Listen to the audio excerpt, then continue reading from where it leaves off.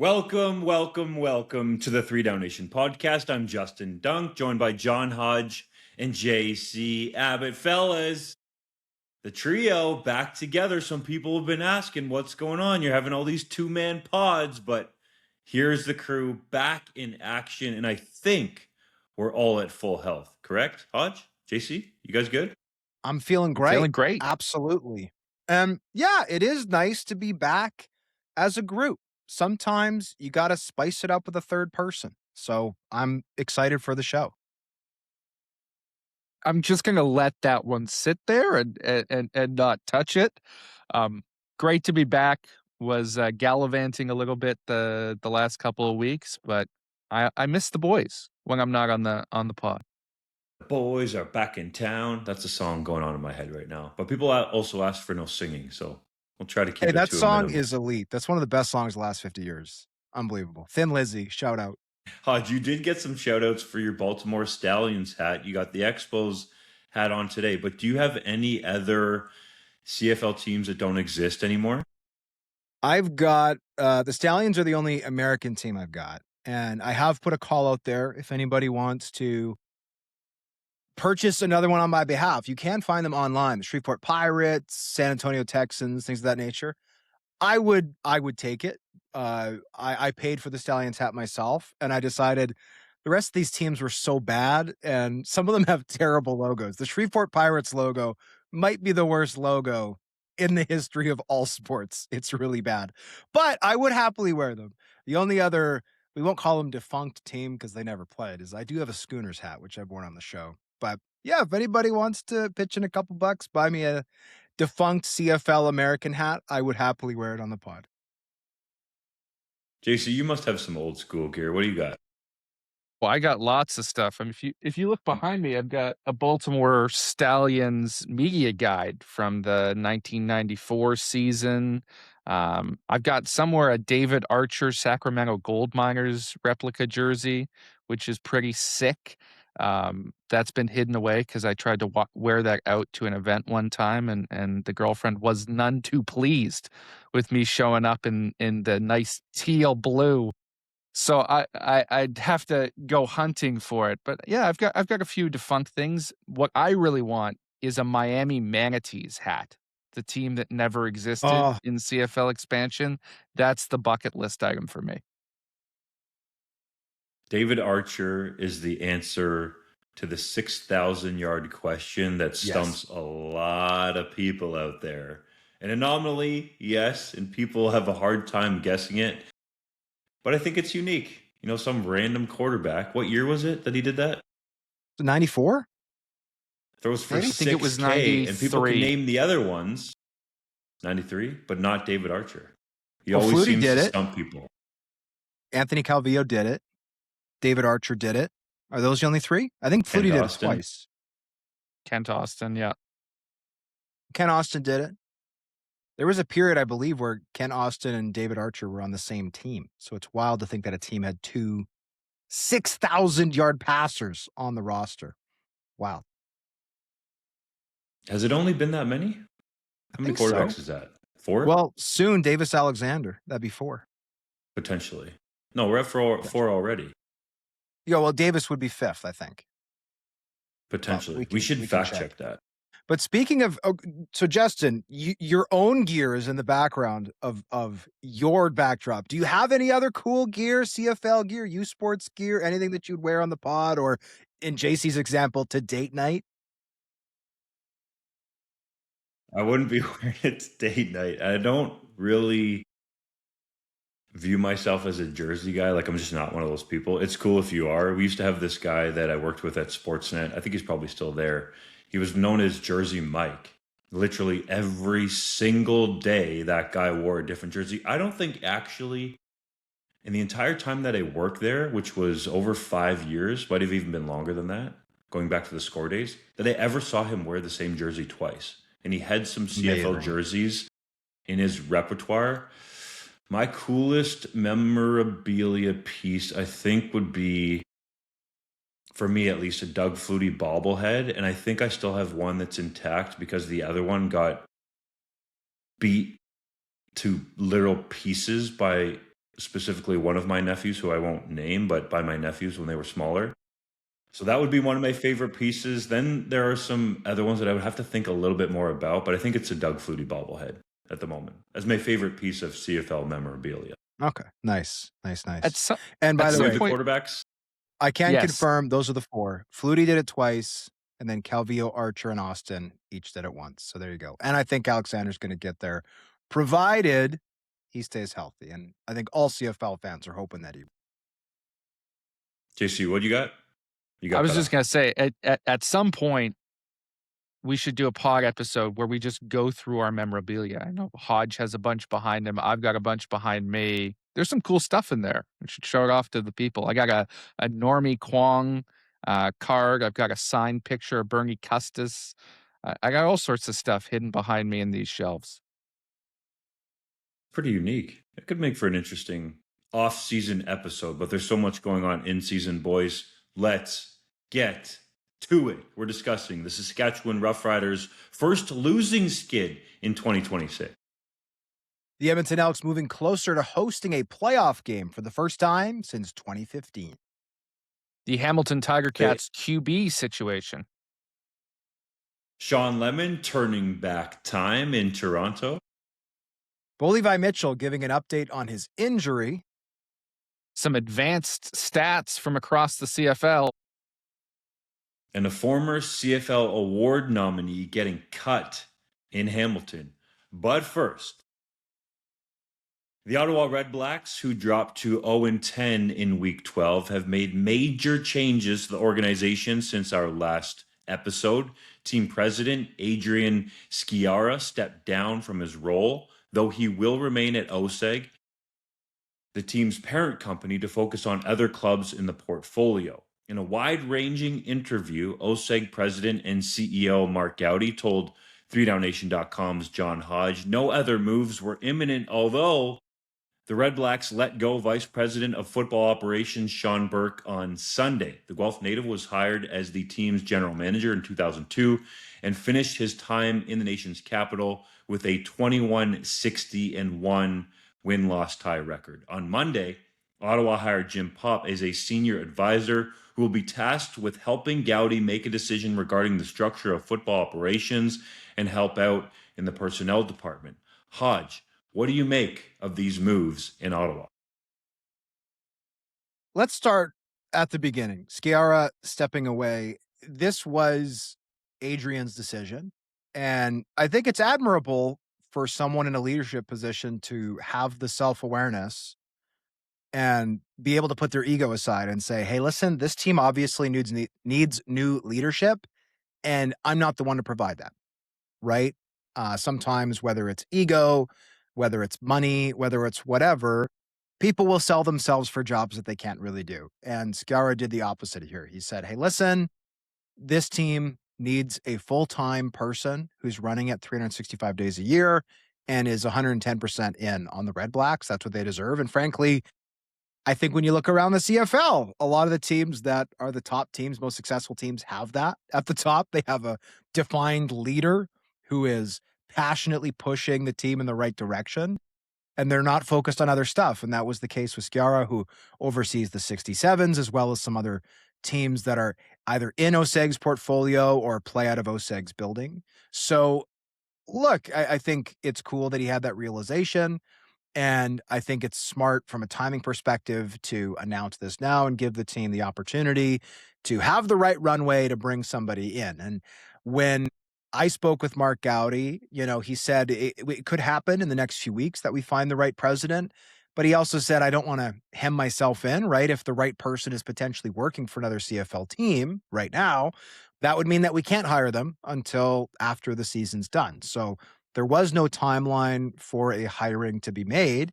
And he also, however, indicated that there were no other moves imminent. I didn't ask by name.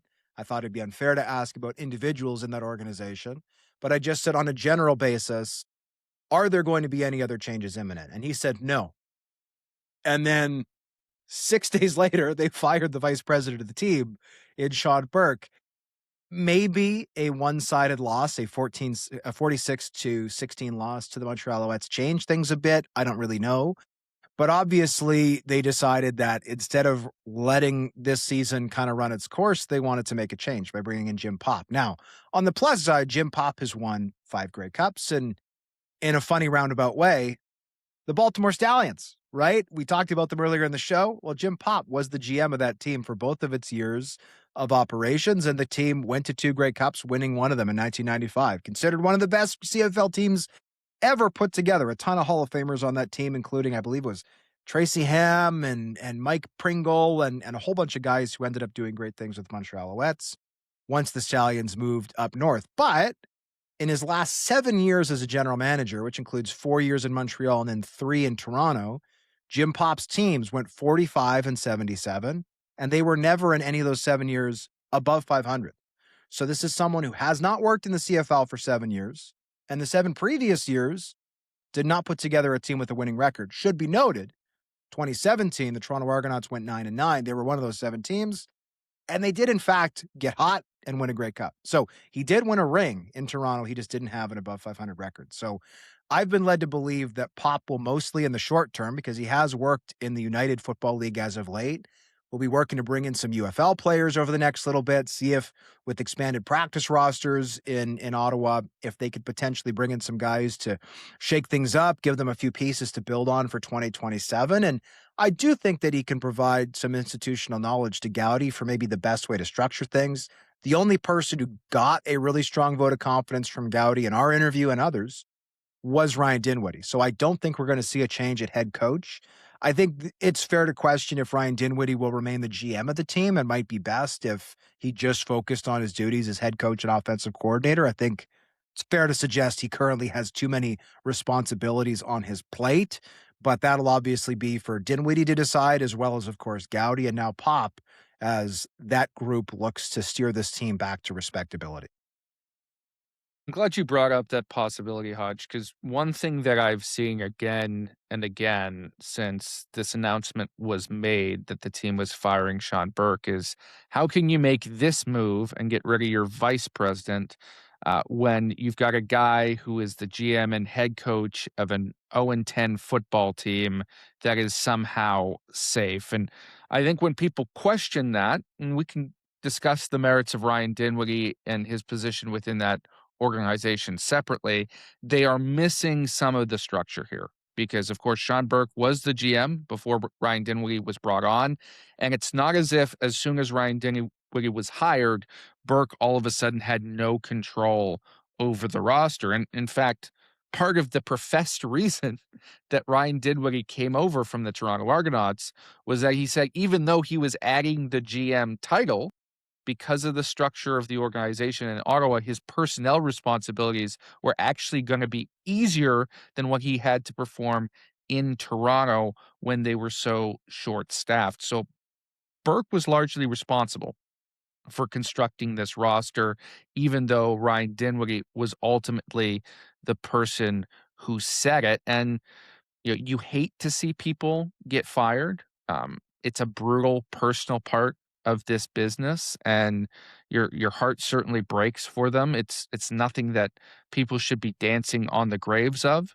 But I think Shawn Burke would probably be the first one to tell anyone that the record wasn't good enough. And ultimately, that's how people are judged in professional football. And that's how you either keep your job or don't. And right now, that situation in Ottawa was untenable. A message had to be sent to the fans, and Shawn Burke was the one who had to fall on the sword. The question for me is Jim Popp really going to be a guy to fix anything? Because I have the same skepticism that you do, Hodge, in terms of his recent record and the fact that he's been so disconnected from the CFL for so long. Shawn Burke was well respected around the Canadian Football League. You would imagine that if he wants to, he will resurface at some point. That said, he is entitled to be paid out for the rest of the 2026 CFL season and the entire 2027 CFL season. So if he wanted to, he could take some time off. I don't necessarily know if he's that type of guy, though. But JC, you hit on it. The record was what it was, and 21-60-1 is nowhere near good enough. And it seems like with every loss that mounts, without a win in the win column, it still sits at a goose egg, that there's increased pressure within OSEG or perhaps on Mark Gowdy to make some moves and changes to show that the organization is doing, almost all that it can to set themselves up to potentially get a win in 2026, which I don't think is guaranteed, but more so to get ahead for 2027 so that an 0-10 start does not happen again. But I think it is fair to question if Ryan Dinwiddie does have too much on his plate. That said, the structure in Ottawa was really good with the rest of the front office that was there. And even though Burke was the vice president of football operations, he was still doing a lot of GM duties. And I think that was something that Dinwiddie liked in coming over there. With regard to Jim Popp, I don't so much have an issue with him, as an individual. He has a bunch of Grey Cup rings from his time in the Canadian Football League, but we've seen it with the commissioner, Stuart Johnston. He's very progressive and forward thinking, and I would even say new age. So I can't understand when some of these teams who are looking to make changes and get up to speed with the new CFL, which is very different from the one that Jim Popp was a part of, and going back to, as you guys mentioned, the days that he had success, where you would bring someone in to oversee your operation like this. Wouldn't you want a fresh mind, a perhaps younger mind, to give you an idea of where to go? I'm not saying Jim Popp can't help in some form or fashion, but so often we talk about this, guys, with the retreads or the recycled people, whether it's in coaching staffs or in the front office.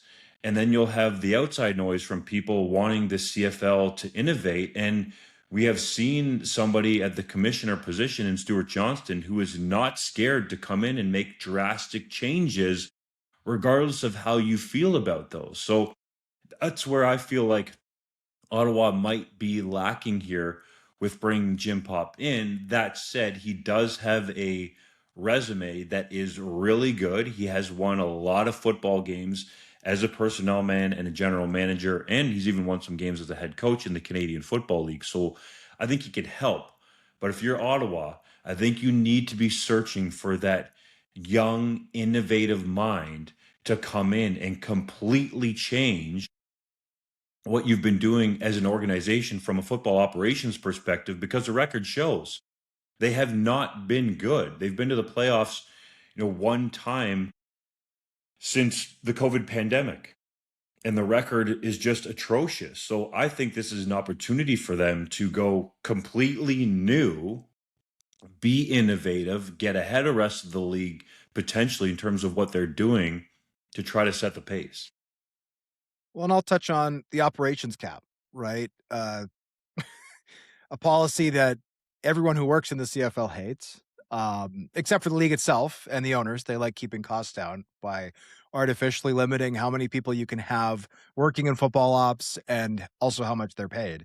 But one of the reasons that the Edmonton Elks did not bounce back for as long as they were down and out was that they were stuck in ops cap purgatory, where they were paying out so many people who were no longer working with the organization that they couldn't offer market rate salaries and contract structures to prospective replacements. And the cost of that was extra years where the team was terrible on the field and the stands just got increasingly and increasingly empty at Commonwealth Stadium as a result. And it's wonderful. We're going to talk about this, the Elks later in this show. It's wonderful that the Elks are building back and the stands are more full than they ever have been. They're up 15% from last year.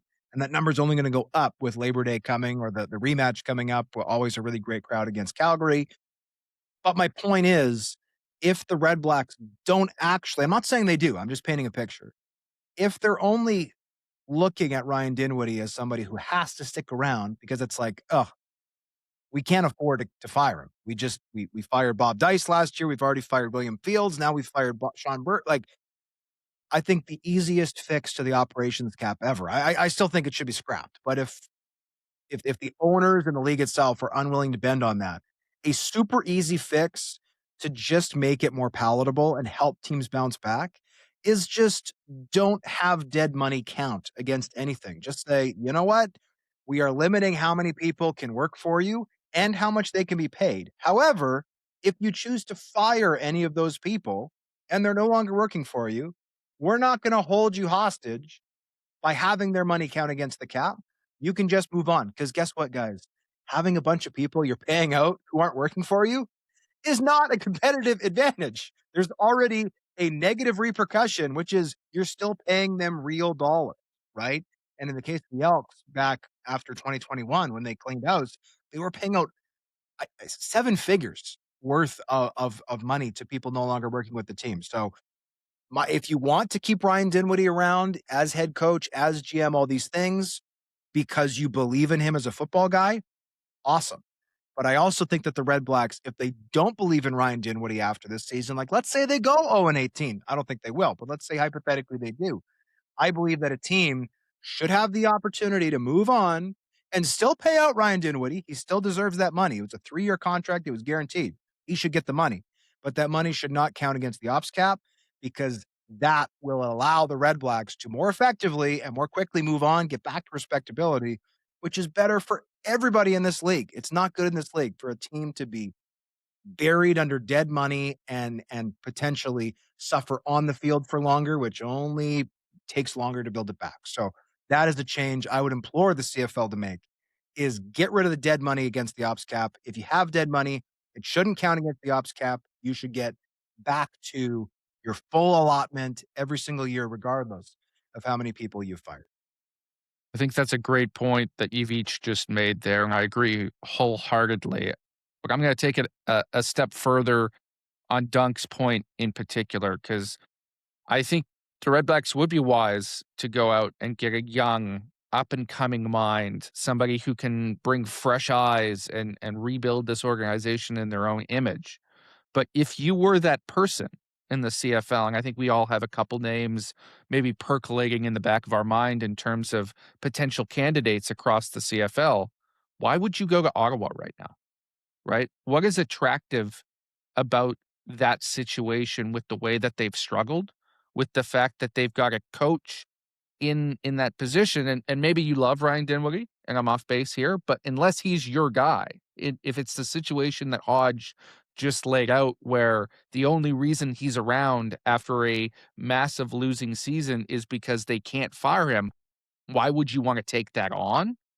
And then also, there's struggles around the organization that are upcoming that we haven't even seen yet. Because as much as attendance is drooping currently, the renos that are about to take place at TD Place are going to limit the amount of people that are going to be in that stadium. That's going to cause some added stress financially for that organization. And while OSEG seems committed, that's all additional elements that are going to put pressure on the guy in charge. So when we talk about new coaches or new GMs, we often discuss the fit and what are the most attractive jobs on the market. And I think there's a lot of people in the CFL that are assistant GMs that may just say, I don't want to wade into the muck in that particular situation right now because I'm comfortable in the place that I am. And I don't think it's set up for success. That is a narrative in my mind that needs to be discussed and examined as we go forward here. The one name who is atop the future GM list, I think we would probably all agree, is Kyle Carson, the assistant general manager in Saskatchewan. He presents himself like a general manager, would look great in front of the camera, putting out the team's message, but he has already shown in the interest that he's had in him in certain situations that the situation needs to be one that is attractive, to your point, JC. And I think that would go for a lot of potential general managers or vice presidents of football operations, or however the Red Blacks are going to structure it. Now, with Carson, there is a tie to Ryan Dinwiddie there. The two are together with the Calgary Stampeders. But I think your point's well taken because it's hard to see a clear path in Ottawa to winning with how bad the football team has been. And then people will talk about rumors about budgets here and there and how much can or can't be spent with respect to the football team there. And that's another potential limiting factor if you are a new general manager coming in there, or you're coming in there to be, the assistant general manager, but the de facto general manager, because Ryan Dinwiddie's mostly focused on doing the head coach and offensive coordinator duties with that team. So I think that's a great point, JC. It's not clean and clear, whereas some of the situations that have worked out well in recent memory, and Edmonton is atop the Canadian Football League at the moment, in the West Division, I should say, to be precise, their turnaround has been so good. And I think because it was aligned and clean and clear, right? You had Chris Morris come in as the president, who brought in Ed Hervey. Ed Hervey hired the head coach, and they are clearly working well together to not only put a winning product on the football field, but to get the business operations going in the right way and driving some real revenue to help turn that franchise around. So that's what I think of in relation to the Ottawa situation, where, yeah, to Hodge's point, if you didn't have to pay that dead money and Ryan Dinwiddie could be assessed just simply on what he's done, even if it's a short tenure through 10 weeks, perhaps that would be different. Now, it's also a massive chunk of change for an organization to potentially swallow if we're talking about getting rid of Dinwiddie, because he has 2027 and 2028 guaranteed on his contract.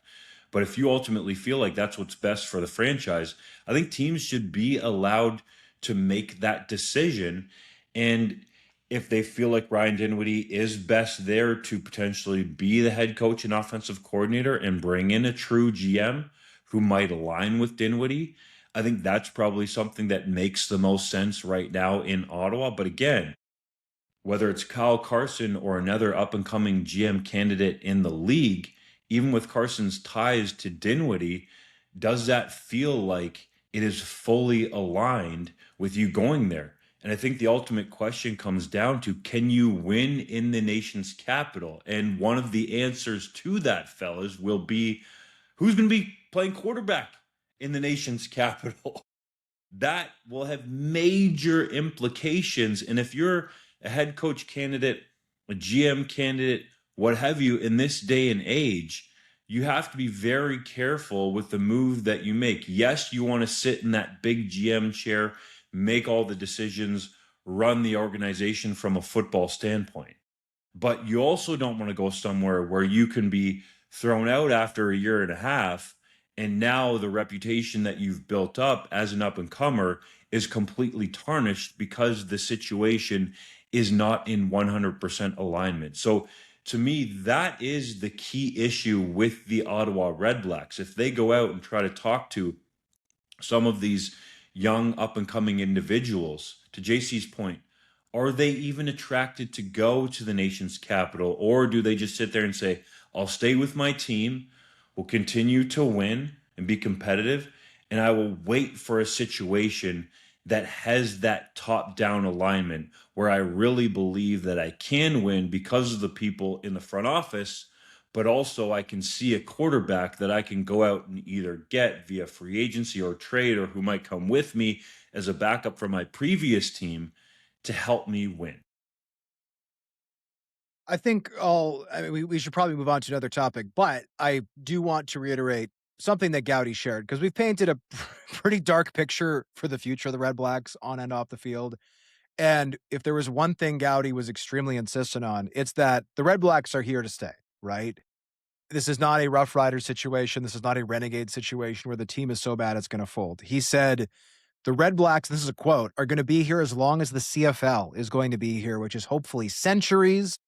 He also said, quote, I've got an ownership group that is all in, and I think I've got an ownership group that does sports ownership the right way.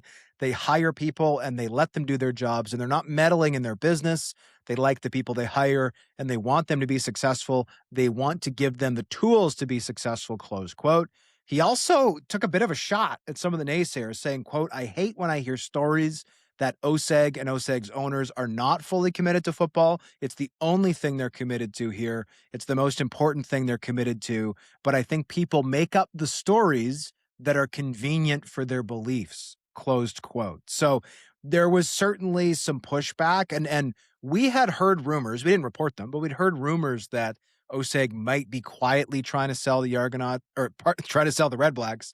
And Gowdy, I brought that up with him, and he emphatically denied. He said, "No, I can absolutely and categorically 100% deny any rumor that the Redblacks have been for sale at any period in time." So, evidently, despite the challenges recently and possibly moving forward, this ownership group is fully committed to the Red Blacks, which is great news if you're a CFL fan, a Red Blacks fan. But yeah, I think there are some key and honestly not even that significant, but just structural changes with the operations cap, as we've illustrated. I think Justin's done a great job of painting why the Red Blacks might not be the perfect fit for an up and coming GM or even a quarterback, right? If you're going to a team where it's like, well, they kept Dinwiddie around, but I'm worried it's just because the ops cap, like, why would you sign there as a big name free agent if the alternative is I can stay with my current team and make almost as much money. I know it's good here, right? I don't know if I want to go there, especially after the Red Blacks spent a ton of money in free agency in 2026, and that obviously hasn't paid out. So we'll see, but it's certainly a mess in Ottawa, and I think anybody in the Canadian Football League, including us, we don't cheer for teams, but you want everybody at the end of the day to be successful to build the strength of the league, and hopefully the Red Blacks get it back soon. The only thing I'll say to cap this off is if there's one way to make your job more attractive, it's to find your quarterback, as Dunk alluded to. And right now, obviously, Ryan Dinwiddie was non-committal after the last game as to who his quarterback was going to be, benching Jake Mayer, putting in McLeod Bethel Thompson. It sounds like Bryson Barnes was a little banged up. Otherwise, he would have played as well at the end of that football game. Well, I think now's the time to make a change and see what you've got in Bryson Barnes, in my opinion, assuming he's healthy. Because if you can prove, hey, I've got a guy in the stable, maybe that changes the perception of your organization. But right now, you're not getting it done with Jake Mayer. You're not going to get it done with McLeod Bethel Thompson. You know, maybe you can steal Chad Kelly away from Toronto in the future and reunite him with Ryan Dinwiddie. I know that gets brought up a ton as speculation, but that is just speculation at this point. You've got to see what you've got in the depth quarterbacks on your roster to see if there's anything there that can attract a top mind. There's no reason to play McLeod Bethel Thompson at all. Those are completely wasted snaps. Jake Mayer, I could understand if you think, hey, he might be with you next year, perhaps as your starter if you can't find anybody better. There's no reason that McLeod Bethel Thompson should be playing any snaps for the football team. They're wasted. And just admit it. You might not say it publicly, but you got to be on to 2017, to JC's point. Potentially find out what you have in Bryson Barnes, although I do think it's dangerous to put him in a situation like this where the team is 0-10.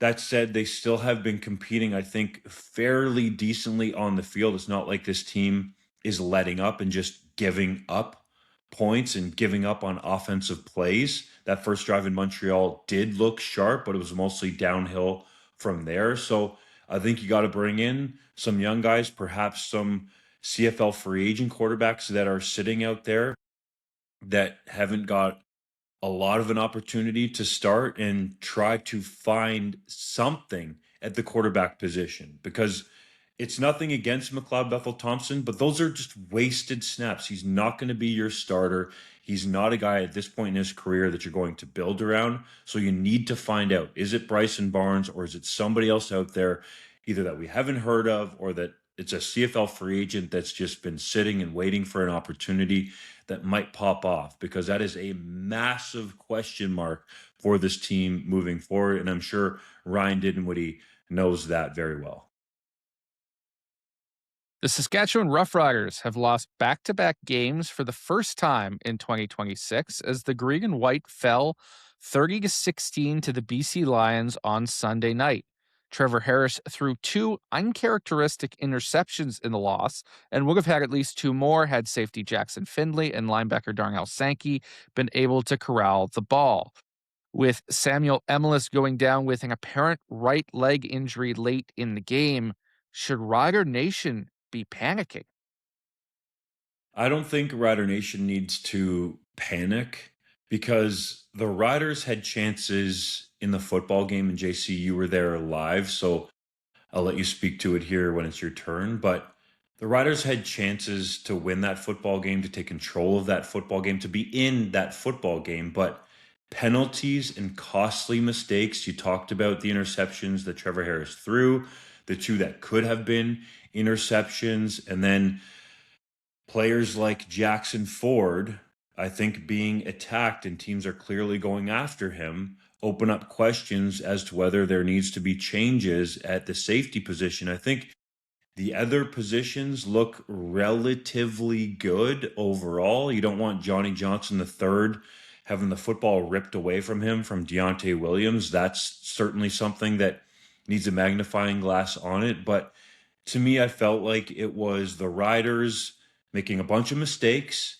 and then perhaps Saskatchewan realizing that this is far from the team, the BC Lions I'm talking about, that the Riders played in week 2 compared to week 12 with the way the defense is playing. Casey Sales, I feel like, has been underrated. Matthew Betts doing his thing. The linebackers, Parker McKenna looks like an absolute baller out there at the weak side spot.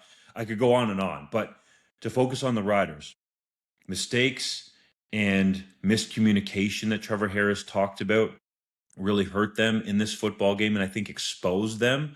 And there were some people calling into the post-game show on 620 CKRM and talking about the play calling and wondering if it needs to be better. Well, you have your core plays that you're going to run, and then probably defenses have an idea that you're going to run, and it just comes down to execution, which in that game, the Riders, for example, were close to completing some of their patented corner routes, but Sam Emelis dropped one along the left sideline. Keyshawn Johnson flattened one out that I think could have been catchable, but I think the DB also got his hand in there as well. So the Lions did a good job taking away what I would call the bread and butters for the Saskatchewan Roughriders, jumping the slant route for an interception, and some of those in-breaking routes and the deep curl routes weren't as easily completed or were highly contested by multiple defenders in the area multiple times. So credit Mike Benavides, who took a lot of heat early in the season, and his defense for making a lot of plays on the football, on probably some plays that they knew were coming. But every team's going to have that. Like, people say, well, they need more imaginative play calling. But teams are going to have the plays that they run, and they know that they can execute at a high level on the call sheet week in, week out. You're going to sprinkle new plays in based on your opponent and perhaps build off those bread and butters on your call sheet as well. But I think, to me, this was a case of mistakes, turnovers, and missed opportunities for the Riders. And then also on the other side, credit BC for playing a pretty complete football game. And they are undoubtedly the second hottest team in the Canadian Football League with this now 4-game win streak that they're on. Yeah, I think Rider Nation should be panicking if Trevor Harris had a strong history of throwing picks in big games, or if they were fully healthy right now, or if maybe even if this loss had happened at home, right, in Regina, the friendly confines of Mosaic Stadium. Well, none of that's true, right? Trevor Harris generally does as good of a job of anybody protecting the football. He is such a master pre-snap of determining where the best place is for the ball to go. He's talked about it at the age of 40. He's seen literally every defense that could reasonably be presented to him on any given play, and he has done an expert job of delivering the ball quickly and accurately. I mean, really since he got to Saskatchewan, but certainly in the last year or two. So I'm not concerned about him long term. The BC Lions have completely revamped that defense in the span of a couple months, and it is 100 times better than it was at the start of the year. To me, you now look at the rubber match. The season series is now tied 1-1. That's coming in week 17 in late September. And you go, okay, let's make sure that we're on our P's and Q's there. And by the way, the Riders have a bye the week before, which I think could be a big advantage to try to get a head start and a bit of a jump. Okay, how do we solve this BC Lions defense, which we decimated in week 1, and then unfortunately it got the better of us in week 12. The other part is injuries, right? We'll talk about the injury to Roland Milligan a little bit later in the show. It's looking like he's not going to be back this season, but Tavon Campbell, AJ Olette, Kean Schaefer-Baker, like, these are all players who should be back in 2026. who are stars, right? And the secondary, I think, has been fine without Devon Campbell, but it's going to be a lot better when Campbell is back and you can push Nelson Lacombo back to safety. I agree that's been an issue for them. And obviously, I mean, Kean Schaefer-Baker, when he's been on the field this year, has been absolutely unbelievable. A top 5 receiver in the CFL for sure, arguably top 3. So I don't think this team needs to panic. I do think they need to maybe press the reset button a little bit. They're hosting Toronto this week. Well, the Argonauts beat them at Mosaic Stadium back in June. So I'm not calling it a must win, but you do not want to go into that Labor Day game at 6-5 and give the Bombers any chance of catching you. So I think not a must win this week, but a little bit of pressure. I think a little bit of pressure, not a panic, a little bit of pressure in Rider Nation. I have very little concern about the Saskatchewan Roughriders right now. I'm confident in Corey Mace's control of that team, even last year with how good they were, and of course ultimately becoming the Grey Cup champions. There were times where the injuries mounted and they had lighter stretches where they weren't at their best, and I think that's going to happen in any season of football. I don't necessarily think this team is as good as last year's, but they are still very much a contender. And nothing that I saw against BC has me change that opinion. And it should be noted, and I know Rider fans are frothing at the mouth right now to discuss this. This was a 14-point victory by BC, and the Riders had 14 points erased by penalties. And before you get all excited and start screaming about the officials or some vast conspiracy against the Saskatchewan Roughriders, I know there was certain people making a visit to the press box at BC Place who may have shared theories like that in the past. Well, that wasn't the case, right? Both of these penalties were great calls. They didn't necessarily affect the result of the play, which is unfortunate, but Jamarcus Hardrick absolutely punched Levi Bell in the mouth on that hands to the face penalty. That's a call every day of the week. There is no question that Malik Straker and indeed Jackson Ford as well were inside the 5-yard halo on that muffed punt by Stanley Berryhill that Nick Weeb picked up and took back into the end zone. Like, that's a penalty every day of the week. That's an easy call for the officials, and it's unfortunate for Saskatchewan that it went against them.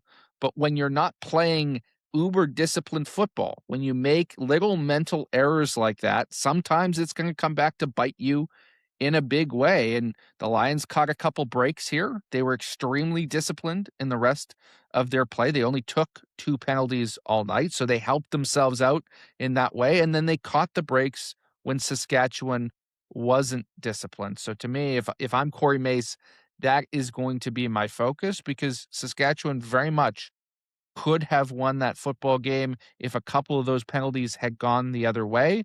But the Riders did not afford themselves the ability to make those plays because of mental errors and technical errors in those moments. Some people in Rider Nation might be panicking because they're looking at the fourth quarter in Hamilton and then the totality of those 5 quarters, the one at Hamilton Stadium and the 4 at BC Place together, and starting to worry. And I think you are right to worry about the penalties because it has been an issue, although in the past for the Riders that Corey Mace has been able to curtail. And it did seem like, based on what he said post-game, that he might have to get a little more serious about it. That 7 for 72 really hurt his football team. But also, I think sometimes this gets lost, and this could go for any team in the Canadian Football League who has to do it. But the Riders had to go way east, come back, and go as far west as you can go in the Canadian Football League, albeit a shorter trip from Regina. But still, that's a tough 2-game road trip for the Riders to have to do. It's obviously broken up by them returning to Regina and then going out to BC. But still, I think that could potentially be a part of it. And when you look at this team as a whole, I think Rider fans need to realize this is a much different team than the one that won the 2025 Grey Cup. Yes, there has been some talk about Saskatchewan trying to go back-to-back for the first time in franchise history, but you're missing a bunch of talented football players on the team that were part of the first Grey Cup championship that this team won under head coach Corey Mason. You got guys like Malik Carney helping turning things around in Edmonton, and some high-priced guys that went to Ottawa, namely AJ Allen and Habakkuk Baldonado and Jake Mayer. And there's a whole bunch of dudes that have been turned over. So I think that's a real key for Rider Nation to understand too, is there are going to be players who are learning the CFL game. Some of them will do that at varying degrees. Derek Roberson looks really good at defensive end, came out of nowhere to be a starter. But then you look at a guy like Desmond Evans, who has started more games than Roberson has in the CFL. Guy's got to learn how to tackle. JC, I think you said it well. He could be leading the Canadian Football League if he could just simply tackle these quarterbacks down to the ground. He would have the most sacks in the league. He'd probably be in the double digits, perhaps on a single season record pace if he could simply tackle, something that he gets paid to do and he's been doing for his entire life. And yes, the microscope is going to get turned up on Jackson Ford, and usually in Rider Nation, as you guys well know, the local boys get a longer leash. But Jackson Ford now, for multiple starts, has given up big play touchdowns, and it's clear, at least to me, that other teams are picking on him at the safety position. Look no further than Javon Catoy running down the left seam on the first touchdown of the game. Nathan Rourke, veteran quarterback, knows what he's doing, looks him off to his right, easily comes back and throws a touchdown in the end zone. JC, there was nobody within like 5 yards of him, correct? No, there wasn't. And on the point of Jackson Ford, I do want to jump in there. It should be noted, Nathan Rourke was highly complimentary of Jackson Ford after the game, but that might be because he wants to play him some more, because Ford's Yes, of night course was he an does. absolute nightmare, right? There was the one interception, full credit to him on that play. But as for everything else, he got trucked by James Butler. He got hurdled by Xander Horvath. He got looked off on the Javon Catoy touchdown. He set up another touchdown with a dumb, unnecessary roughness penalty. He failed to pick off that pass to Stanley Berryhill that's now going to be posterized for the rest of the season as one of the best Or catches even of the tackle him year. or I jar the mean, ball loose. exactly. There was so many moments, and those are just the ones that were obvious within the football game where you're like, wow, that's a huge play for the Lions, and it's against Jackson Ford, right? To me, I don't know that I've ever written about a single opposing player in a Lions game recap as much as I had to mention Jackson Ford's name in my article last night, because he was just always there, to his credit, around the ball, but unfortunately on the wrong end of those plays more often than not. He's been taking poor angles for too often now. It goes back to the first game against Edmonton at Mosaic Stadium. Austin Mack had 2 touchdowns essentially untouched because of errors that Jackson Ford made. And to their credit, his teammates are not going to call him out publicly, but players aren't dumb. They watch the film, and the players in the locker room want to win. And they're going to be looking at those mistakes by Jackson Ford, Regina born or otherwise, and going, how come this guy's still on the field? Like, I feel like that if that was some other players, and I know Nelson Lacombe's playing corner right now, but that they wouldn't be starting. And there was calls for Nelson Lacombe last year on the post-game show on 620 CKRM as well, wondering about him giving up some of these big plays, but Lacombe did not do it to the degree and as many as Jackson Ford has given up. So to me, it's simple to solve it right now if you're Saskatchewan. I got 2 ideas for you, okay? You guys tell me if these suck or not. You start Malcolm Bell at corner, you put Nelson Lacombe back at safety. If you don't want to do that, the configuration that Saskatchewan won the Grey Cup with was with an American safety. Well, CJ Rivas' team is 0-10, and I would imagine would like to get any assets they can for players on that roster who are not under contract past 2026. And I think if you're Saskatchewan, perhaps you make a call there if you're trying to fill it with an American. But the easiest one is starting Malcolm Bell at corner and putting Nelson Lacombe at safety, because not Nelson Lacombe, excuse me. Jackson Ford has to learn some form or fashion that he needs to stay deep as the deepest, and he has to get better with his angles. Like, I don't want to go any deeper on it because it sounds like I'm really ragging on one guy, but he has been the cause specifically for at least 2 losses now for Saskatchewan. I think you need to even build on that. We want CJ Rivas and Habakkuk Baldonado and AJ Allen in a trade. What do you want back? Because we'll give you assets for guys you don't need right now. And Josh Woods has been really good at weak side linebacker. he has, but I mean, even if you're just running AJ on special teams, like that, he's a great guy to have on your team.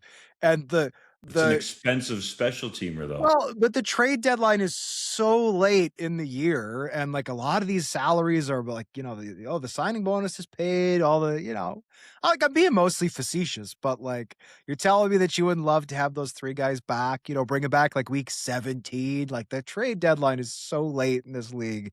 You could make it work financially. You forgot Brett Lawther. Brett Lawther has also been good, but we absolutely killed him when he was playing badly. Alex Hale has been excellent for 2 games in a row. We should say that. He's been very good. Hodge. They've gone from saying, oh, Hale no, to oh, Hale yes. You got to knock on wood, man. You can't just say things like that about kickers and not do something. I'll let Rider fans knock on wood. I'm not trying to jinx anybody. We're going to clip that. The Edmonton Elks have hosted a playoff game. What's that, JC? I said we're going to clip that next time he misses a kick. I don't think it's going to matter. Just put the ball through the uprights.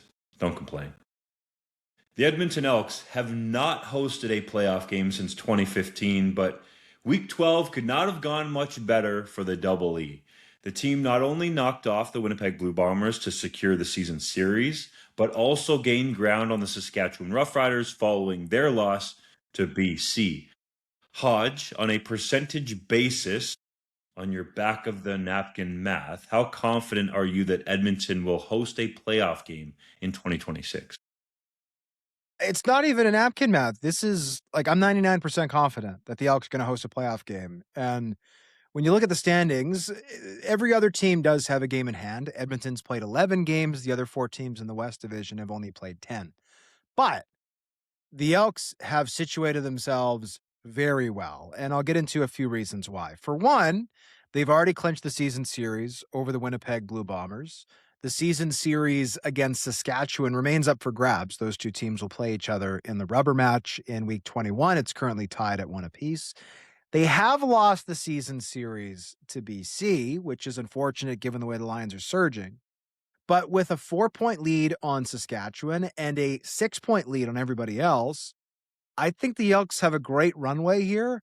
And looking at the second half of the schedule for some of these teams, they also have the most favorable schedule. Edmonton has a bye this week, so everyone after this upcoming week, week 13, will be at 11 games played. After that, Edmonton has the Stampeders twice. They're in 5th place. They've got Toronto, 500 team. They've got Hamilton twice, teams 4 and 7. They've got Winnipeg, a team they've already beaten twice. And then Sask. That's their season. Most notably, there are no Montreal Alouettes on that schedule, right? They are done playing the inarguable best team in the league, and they're also done playing the BC Lions, which I would say outside of Edmonton is the next best team in the CFL right now. They were 3rd on my power rankings ballot.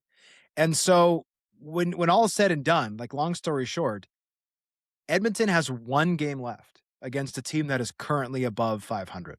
That is amazing for them. Then you look at Saskatchewan's schedule. Well, they've got Montreal twice. Now, it is in week 19 and week 20, which means the Alouettes could be resting guys by then. Saskatchewan also has a home and home with Winnipeg, as is annually the case. One would think, well, that's going to bury one of those teams if one team split or if one team sweeps. And if there's a split, okay, 1-1, fair enough. And then the BC Lions have yet to play the Alouettes. They've got the Alouettes week 14 and week 15 as an upcoming home and home. So the point I'm illustrating is if you're the Elks, you've got a nice lead. You've got a much easier schedule the rest of the way than BC. You've got an easier schedule than Winnipeg. You've got an easier schedule than Saskatchewan. The only other team is Calgary, a team you're currently way ahead of. And you've got them twice upcoming off a bye.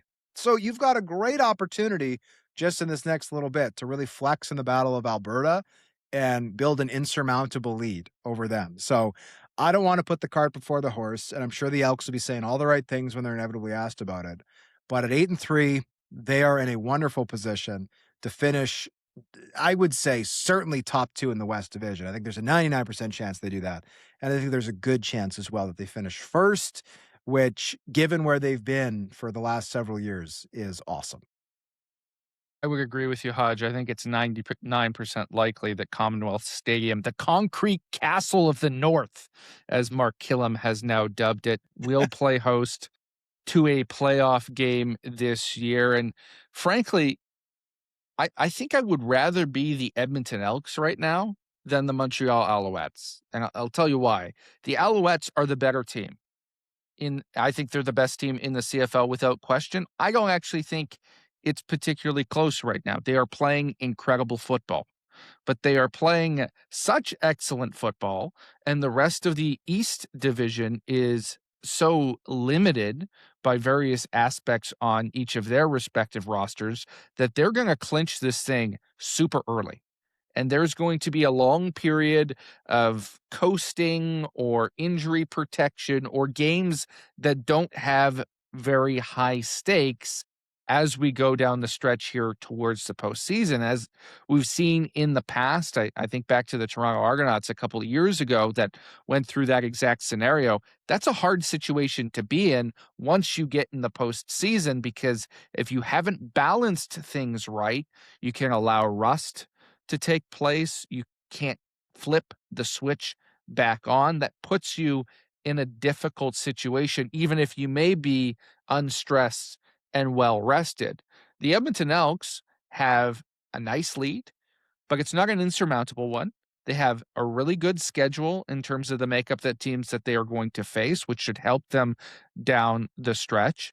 But they're still in a battle here with some great teams in the West Division that's just going to put enough pressure on them to keep them sharp as they enter the postseason. To me, this is a team that's proven they can win tough games through the early stretch of the year. And now they can refine themselves, they can get better, and I can foresee them peaking at the right time and getting all the way to the big show. It seems like it's almost a lock to both your points. Hodge, you had the idea for this, so let's give you some credit. That Edmonton does host a playoff game in 2026. It seems like the West Final is likely, but you would imagine that the Riders and possibly the Lions, if they stay this hot, could, and I stress could, have something to do with this, because if Edmonton takes care of their business against those teams that you laid out, then they will host the West Final. So everything is in Edmonton's hands at the current moment in time. They have been full value for their 8-3 record in the rough and tumble West Division. Going from last to first in the West Division with the way that they have done it has been very impressive. And it should be great for the franchise overall to have that home postseason game to hopefully boost the momentum there even more to bring the fans back out. It would honestly be cool to see Commonwealth Stadium potentially filled to the brim for a West Final playoff game. Now, we don't cheer for teams, but as a whole, I think CFL fans could agree that we want a healthy league that's around for, as Mark Gowdy said, centuries, a long, long time. And for Edmonton to bounce back the way that they have, and with the opportunity to potentially host the West Final and lock that in early, would give the Double E organization, Chris Morris on down, a long time to sell that game. And it would be interesting to see how many butts and seats they could put in there for a West Final, and especially if it happens to come against the Saskatchewan Roughriders, which won't likely be decided until the week before. Could be a lot of people at Commonwealth Stadium for that West Final. So just as an aside, something that I was thinking about could be really cool, because it is the biggest stadium currently, I believe, in the Canadian Football League. Is BC Place bigger? Does it hold more people? No, Commonwealth is bigger. Still bigger? Okay. Confirmed. Thanks, boys. Well, and I mean, now I will put the cart before the horse. Say they finish first, right? Well, the last 5 West finals have been won by the home team. Well, if you go to the Grey Cup, I would think there's going to be a lot of green and gold fans who are more than happy to drive a couple hours south to go check out that Grey Cup at McMahon Stadium and fill that building with green, right? That would be cool to add some juice to that game. So, well, we'll see. It's early, but it's not that early. The Hamilton Tiger Cats started Tre Ford at quarterback against the Toronto Argonauts, and he completed 19 of 32 pass attempts for 356 yards and rushed 4 times for 33 yards in a 39-20 loss. Harrison Frost, who started the previous 2 games, was limited throughout the practice week due to a back injury, but still dressed for the game in a backup role. With a trip to Calgary in Week 13, who should Hamilton start, Ford or Frost? I thought that Tre Ford played well at times in that game against Toronto. Certainly the numbers were impressive, but there was some inconsistencies as well, as we've come to expect from him. And I would lean towards Harrison Frost as a result. I think I've seen some glimmers of promise from him as a passer. I think there's more to be uncovered and developed as he grows in that role. And I'd like to see him given a long leash. Now, the caveat that I will include there, and I think it's the same caveat that the Tiger Cats have as an organization, is I am not so committed to Harrison Frost that I will play him at less than 100%.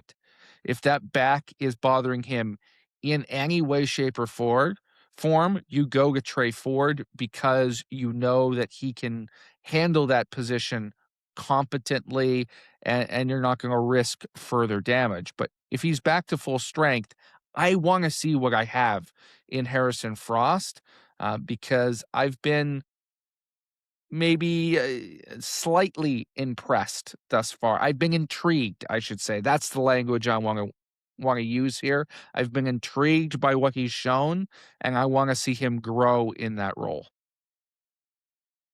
It's a difficult decision, but I think Tre Ford scares defenses more, and he has played, for lack of a better term, more within himself, especially in the passing game. The last game and a half that he's played, including Toronto and the comeback win over Saskatchewan, where he came into the game to start the third quarter. That was arguably his best half of football. I think we said it on the pod a week ago. And I do think that he is improving, is clearly putting in the work behind the scenes based on what he's said and backed up by Scott Milanovic. So I'd like to see them stick with Tre Ford because I think there's way more upside there. I think perhaps if he realizes it, he could be a better passer than Harrison Frost to go along with his elite athletic ability, which he seems to be reining in and using in a more decisive way and not just scrambling to scramble. I think the Tre Ford that we've seen the last couple of weeks now has been arguably the best Tre Ford that we've seen in his career from a decision-making standpoint. He didn't throw any interceptions against Toronto, didn't throw any interceptions against Saskatchewan. And let's make sure we know that it was a downpour at BMO Field, okay? It was coming down, and he didn't make terrible decisions that set his football team back. The Tiger Cats were in that game. Yes, the end scoreline did not look great, but I think Tre Ford at the moment gives Hamilton the best opportunity to win from a quarterback perspective. I loved the big plays Tre Ford was able to put together, but 5 2-and-outs, way too many in the Canadian Football League. So I think that Tre Ford should get the start, but I think it should be a relatively short leash. I said it last week. I think that Frost and Ford is better than Frost or Ford. And so that's what I would do if I was the Hamilton Tiger Cats. I think the one last element that we should note here in terms of Tre Ford's performance that you don't necessarily see in the numbers was some of the penalties that offense committed. And Tre Ford after the game pointed the finger directly at himself, saying, "That's my responsibility as the quarterback to ensure that that doesn't happen and that people aren't making those mistakes, that my guys are going off at the right time." They had 1 offside. They had 4 illegal procedure penalties. And they also had a time count violation, which is, of course, directly on the quarterback. That just can't happen at a professional level, and Tre Ford knows that they've got to get better there. If he's going to be given the start, they'll have to be cleaner. Arguably the best defensive player in the CFL for the past month has been Shawn Lemon since he signed with the Toronto Argonauts. The soon to be 38-year-old has recorded 6 sacks and 1 forced fumble in 4 games and is only 1 sack off the CFL lead. Dunk, how impressive has it been to see Lemon turn back time? Very impressive, but there was never any doubt here. Shawn Lemon has shown time and time again, despite his age ticking up and nearing 40 years old, that he can get after the passer. He continues to climb the CFL's all-time sack list, and if he's given the opportunity, is going to get into the top 10, perhaps as early as this season. And some people might laugh, but I think Shawn Lemon should be in the most outstanding defensive player conversation with what he's done in 4 games because of, yes, what he's done from an individual statistical standpoint. But let's consider this too, fellas. When he was signed by Toronto in late July, I believe it was, the Argonauts ranked last in the CFL in sacks. Well, obviously his 6 have helped, but now the Argos are first in the CFL in sacks. He has changed that pass rush in a major way and made it much more formidable than it was even honestly when Andrew Chatfield was healthy. So Shawn Lemon has been a revelation for the Argos, but everybody should know this by now. Shawn Lemon can rush the passer as long as the day is old, and even at his advanced football age of 38, he turns 38 on August 25th, which a lot of our listeners might actually be tuning into the podcast and listening to it on that date. So just noting his birthday when he turns 38, he's been on a tear for the Argos. Push back a little bit on that. Shawn Lemon has been an unbelievably productive player in this league. He's been a multi-time All-Star. He's been a nominee for most outstanding defensive player. And I actually don't even think that's that much of a hot take. If he continues on this trend, Justin, he should be the most outstanding defensive player nominee out of the East Division. But this is a guy who in 2024, set the league on fire in 2023, his first year at the Alouettes. He comes back the next year in 2024, only plays 4 games, only 1 sack. Last year, he comes back in 2025, plays 5 games, only 1 sack. And he was a healthy scratch right at the end of the year. It really looked like between those 2 seasons, Shawn Lemon was done. And that's a perfectly normal, suitable thing for a guy who's like a 12-year veteran who's in his late 30s. So the fact that he has been this good, like Trevor Reed is a really good left tackle, and Shawn Lemon put him on roller skates time and time again on the weekend, just putting Trevor Reed's butt right back into Tre Ford. I was just like, that was all I was watching. It was just like unbelievable. So to me, this is in 30 years of watching this league and almost 15 years now of reporting on this league, this is one of the most shocking developments I've seen from a player this late into his career. And again, I'm not trying to disrespect Shawn Lemon. He's been a great player for a long time, but the last 2 years, he did very little on the field in Montreal, and he has been exceptional this season. He's averaging 1.5 sacks a game, and he's not even technically starting. And then the strip sack to like seal the victory was sensational. So good for Shawn Lemon. I think a lot of people around the league when he got signed by Toronto were going like, "Really? Like we're signing Shawn Lemon in 2026?" Well, he has shut up all of his doubters, and credit to him for the strong play. He has been a big part of this resurgence we've seen from Toronto in recent weeks. Yeah, I see this through the same lens as you do, Hodge, and I don't even think that's disrespectful to Shawn Lemon. And in fact, I think it's complimentary because very few players are ever able to do what he's doing right now at that stage in their career after it seems as if the decline has already started, right? To be able to not just stop the hands of time, but turn them back is remarkable. And when you look at Hall of Fame resumes, I think statistically, Shawn Lemon has always had an arguable Hall of Fame resume, but there have been a lot of questions about him, obviously bouncing around from team to team. Some of the suspensions and off the field stuff that he's dealt with in the last couple of years have entered into that conversation, unfortunately, as to whether he'll ultimately get a bust. But I think this adds to the narrative of why he should be a Hall of Famer eventually, because so few players are able to resurrect and redefine themselves and have another stint at 38 years of age. It is remarkable. It is unique. It should be applauded. And I hope it continues, because if it does, it will be one of the stories of this CFL season.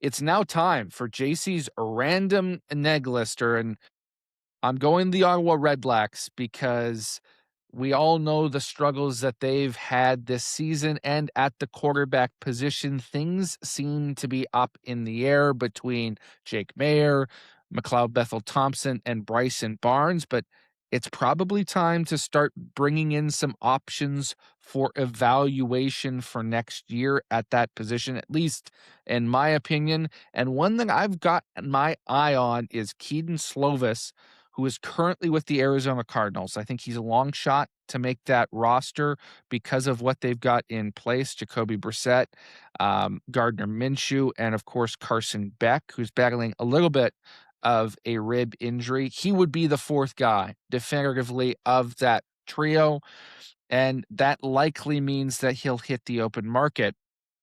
But he's someone who fell out of favor late in his collegiate career, but showed some real promise. I can remember when he was a freshman at USC, the talk was that this was going to be the next great quarterback. He was the Pac-12 freshman of the year, threw for over 3,500 yards and 30 touchdowns in that season, 9 interceptions. Unfortunately, it faded off. He bounced around a little bit, going to Pittsburgh and then BYU. Never found that same success, but the tools are there. And if his clock in the NFL runs out after the preseason and he's released by the Cardinals, I think it would behoove the Redblacks to try and get him up to Ottawa late in the year for a potential quick look to evaluate for next season. Hodge's heritage moment. On this day in 2017, Nick Lewis became the CFL's all-time receptions leader when he caught his 1,030th career pass. The longtime Stampeder would retire at the end of the season, finishing with 1,051 catches for 13,778 yards and 68 touchdowns. The three-time All-CFL selection was inducted into the Canadian Football Hall of Fame in 2021. Late career Nick Lewis was so much fun to watch. Defensive backs hated trying to bring him down after the catch, and I don't blame him, because they would bounce right off. Let's go to the 3-minute drill. Bo Levi Mitchell gave a small update on his injury this past week, saying he's no longer in a boot and able to put full weight on his surgically repaired ankle. Does that mean he'll play again in 2026? I mean, he's not officially been ruled out. Bo has not said anything other than he vows to return as quickly as he can. I'm obviously very skeptical he'll play this year, but it would be a great story. The BC Lions signed edge rusher Sean Peterson Jr. following his release from the Calgary Stampeders. Do you think he'll get onto the active roster sometime soon? If you asked me this question a couple of days ago, I would have said, yeah, I'm intrigued to see what Peterson can offer. But then Lorenzo Malden goes out and has 2 key sacks in the fourth quarter against the Riders, absolutely manhandles Peyton Collins on one of those. And I don't know how you take him off the roster unless he gets injured. I think Peterson is going to have to wait his turn. Roland Milligan Jr. gave an update from the hospital this past week where he appeared to have undergone knee surgery. Does that mean his season with the Saskatchewan Roughriders is over? It seems that way. Corey Mace, for whatever reason, doesn't like to rule players out for the season, always hoping that they can come back. But It does seem like, based on the picture, that he did have knee surgery. Seemed hella swollen too. So, unfortunately, barring something unforeseen, I doubt we see Roland Milligan Jr. on the field again for the Riders in 2026. The Hamilton Tiger Cats cut veteran receiver Shamar Bridges, who was the East Division's nominee for Most Outstanding Rookie in 2024. Was that a surprise? Wasn't for me just because of how many other receivers have popped off for the Ticats, and he did have a quiet year in 2025. I just wonder if Shamar Bridges is going to be like the next Frank Catola, where it's like, whatever happened to that guy? He was great for 1 year, and then we never heard from him again. JC, you wrote an article with 20 advanced stats from across the league, courtesy of Pro Football Focus. What was the one that jumped out to you the most? It was the first stat in the article, average time to throw, where Trevor Harris led coming into last week with 2.12 seconds per throw. That was 28 milliseconds faster than anyone else in the league. It was faster than any NFL quarterback last year. And in fact, dating back several seasons in the NFL as well, and faster than any single season in Tom Brady or Peyton Manning or Drew Brees' career. When people say Trevor Harris has the fastest release in pro football, it's factually true. It's unbelievable. Canadian quarterback Curtis Rourke did not play in San Francisco's second preseason game due to a rib injury he suffered the week prior. Will that affect his chances of making the team? I think he needs to get healthy, but the fact he doesn't or didn't play in the second preseason game for San Francisco, I don't think affects his chances. It seems like the Niners are really high on him, but he has to be healthy to capitalize on that opportunity that's in front of him to be either on the active roster or the practice squad with the Niners. So he needs to heal up. Canadian defensive back Ethan Ball is expected to miss the rest of the season with the Blue Bombers after he suffered an Achilles injury. Is that a big loss in the peg?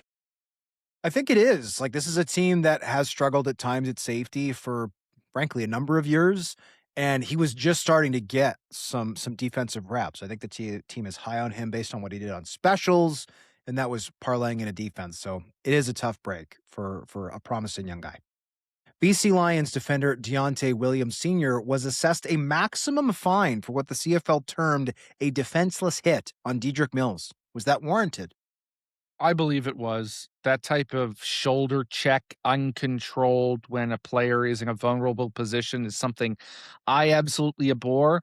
I thought it should have been a flag at the time. I'm glad that the CFL came in with this additional punishment. And to be fair to Williams, he may have learned his lesson a little bit. He had a chance to take a shot at Johnny Johnson the third in the late in the second half against the Riders. He instead went directly for the ball and picked his pocket. The Saskatchewan Roughriders cut Canadian offensive lineman Jez Janvier. Why do you think that was? Daniel Johnson and Zach Fry have been rehabbed and are now healthy and suited up in that game against BC. Johnson, it should be noted, recorded a beautiful 17-yard, not just a catch, but catch and run. I think he stepped over TJ Lee in the process. So that's the main reason. Saskatchewan has built up some pretty solid Canadian depth on the offensive line. That doesn't even count some of the players that are still in the NFL, like Kyle Hergel or City Sal. The Toronto Argonauts released Canadian running back Wegby Mambo. What's next for him? I'm told he's going back to the University of Windsor for his last year of collegiate eligibility, and I think he's going to sign back with the Toronto Argonauts for 2027. The Los Angeles Rams seem impressed with undrafted Canadian defender Wesley Bailey. Do you think he'll make the active roster? I don't know how you can leave him off it at this point with the way he impressed in that game. Sean McVay absolutely raved about him. He had a sack, he had a forced fumble near the goal line, and he had, get this, 10 total pressures with 4 hits on the quarterback, the most of any player across the preseason this week. That's a pretty big statement from the Ottawa native. Former Saskatchewan Roughriders receiver Dante Myers is still impressing with the Cincinnati Bengals. Does that bode well for his chances of making the team? It definitely does. Zach Taylor has talked about how he's been impressed with Dante Myers, Joe Burrow as well, and now Josh Johnson, a longtime veteran quarterback in the National Football League, saying that his film is going to just pop off to the coaches. So he's leading the way in terms of receptions for the Bengals in the preseason. And the fact that he's getting reps with the first team tell me that he's got a really good chance to break camp with the Bengals, be it on the active roster or the practice squad. That seems to be still determined, but he's had a really, really good training camp and preseason with the Bengals. Canadian defensive back Ty Benefield was ranked number 1 on the Canadian Football League Scouting Bureau fall rankings. Do you think he'll ever play north of the border? Doubtful. This is a guy who was first team All Mountain West at Boise State in 2025. He's now at LSU. And if you have a standout season at LSU, you're not just going to play in the NFL. You're going to be a relatively high draft pick. So I'm doubtful, but would be a heck of a story because he's an unbelievable player and the son of a longtime CFL player in David Benefield. Lastly, we just want to acknowledge that Scott Milanovich returned to the Hamilton Tiger Cats in time to coach their Week 12 game against the Toronto Argonauts after spending time away for personal reasons. We just want to wish Milanovich and his family the very best with that situation. They've obviously been private about it. We'll respect that, of course. But as with anybody going through a family situation, we wish them the best of fortunes. For Justin Dunk, JC Abbott, we'll see you next week for our full pod episode. But don't forget, Thursday, JC and I, Week 13 picks. We're riding a hot streak, 4-0, baby, in Week 12. Let's go.